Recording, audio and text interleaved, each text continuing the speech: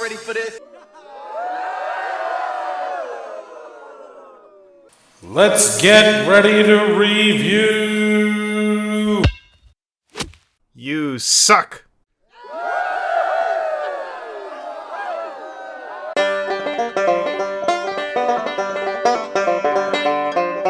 And that, folks, is why I don't let a live audience on the ship.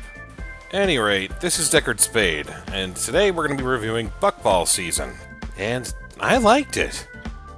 It's a fresh new sport, and an interesting add-on to the MLP background and lore. A unique sport where each tribe comes together to use their own unique talents. It shows both simplicity and creativity, using what seems to be elements of soccer and basketball put together. I also enjoy ponies showing excitement and showing interest in a new sport. Not to mention a little hometown pride for Ponyville. Though I had to ask myself, why Buckball? What about Hoofball? I mean, we haven't even seen that being played in the series.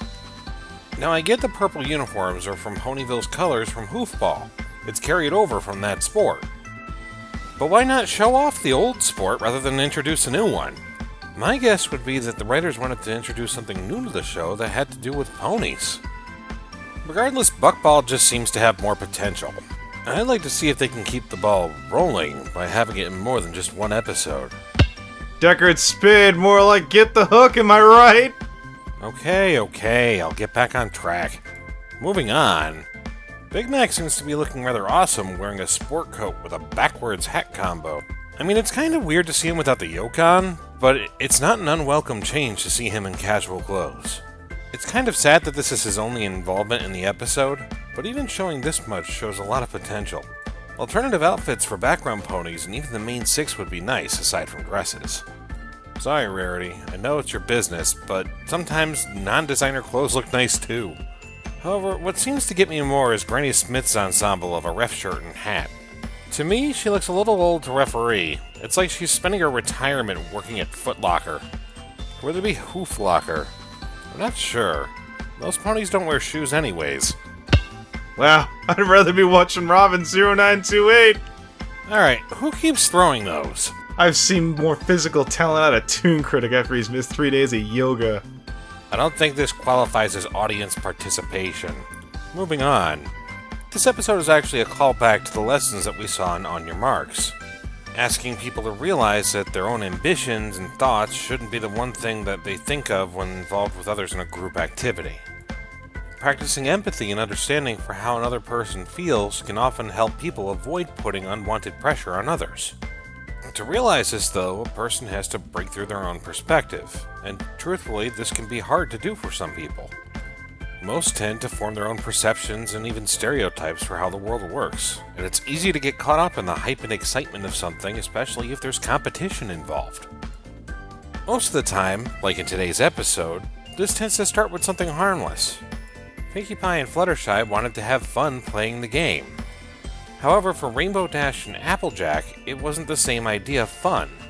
They got caught up in the competition and the idea that the town would be counting on them. And oftentimes in a competitive scene, this kind of thinking tends to be pushed on others. This is not to say that it's the wrong perception or idea, but it can easily get out of control. Applejack and Rainbow Dash pushing this perception on Pinkie Pie and Fluttershy is a great example of this.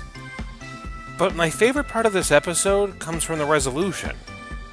Not only do they realize that this is not the type of thinking that Pinkie Pie and Fluttershy share, but the ultimate advice is delivered by someone other than the main six. Snails. Of all ponies, Snails is the one who has the right idea. They actually portrayed him in a good light this time around. And yeah, he's still a dopey character, but the way that they showed him was that he was also sort of zen.